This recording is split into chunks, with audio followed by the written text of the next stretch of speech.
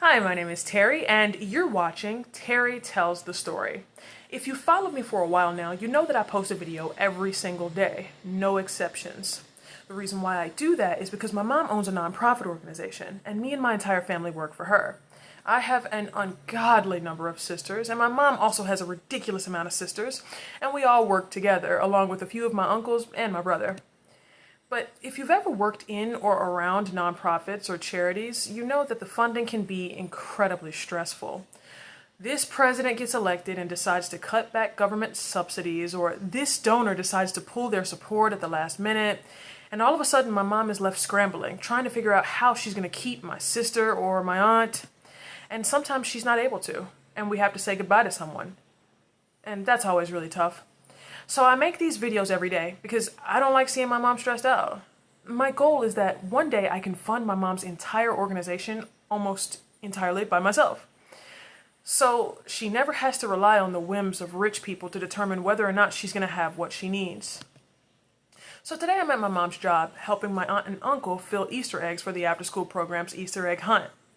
And I thought you might like to hear the story of the Sacramento Easter egg riot. In 2014, the Blue Diamond Almond Company decided to host an Easter event at Cal Expo in Sacramento. They weren't just looking for a local turnout, they were gunning for the Guinness World Record for the largest Easter egg hunt in history. They prepared 510,000 plastic eggs, filled them with candy and coupons, and spread them across several acres. By 8 a.m., however, the infrastructure was already failing.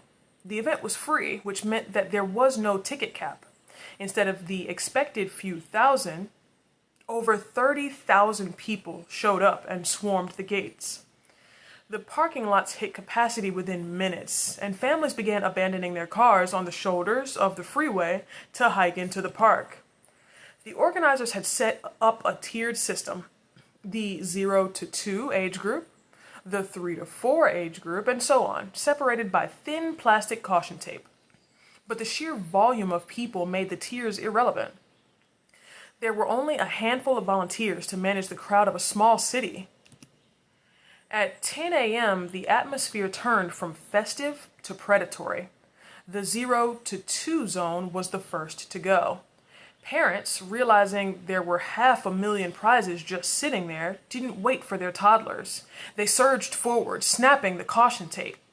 Once the first tape broke, a domino effect took over the entire field. The 30,000 people became a single moving mass. Witnesses reported seeing grown men in their 30s sprinting past small children, kicking baskets out of the way to reach the high-density areas. Mothers were seen body-checking other parents to get to eggs that contained nothing more than a single starburst or a coupon for almonds. Within 2 minutes, all 510,000 eggs were gone. Most of the younger children didn't even touch the grass. They were pulled back by their parents to avoid being trampled as the crowd swept over the toddler zones. The aftermath looked like a disaster zone. The field was littered with crushed plastic, lost shoes, and crying children. Fights broke out in the parking lot between parents who accused each other of stealing from their kids' baskets. The police had to be called in to manage the exit traffic because the crowd had become so hostile. Blue Diamond eventually issued a public apology, but the Guinness World Record was never certified because the hunt didn't follow the required safety protocols. It wasn't a hunt at all. It was a riot. So, the Spanish I'm going to be teaching you today is fue un montin. Fue un montin. And what that means is, it was a riot. If you like this video or you learned something new, drop a like down below. If you have a specific topic that you'd like to see me cover, drop me a comment. And if you'd like to support this work that I do, there'll be a link to the Cashapp in the description box below. We'll see you next time.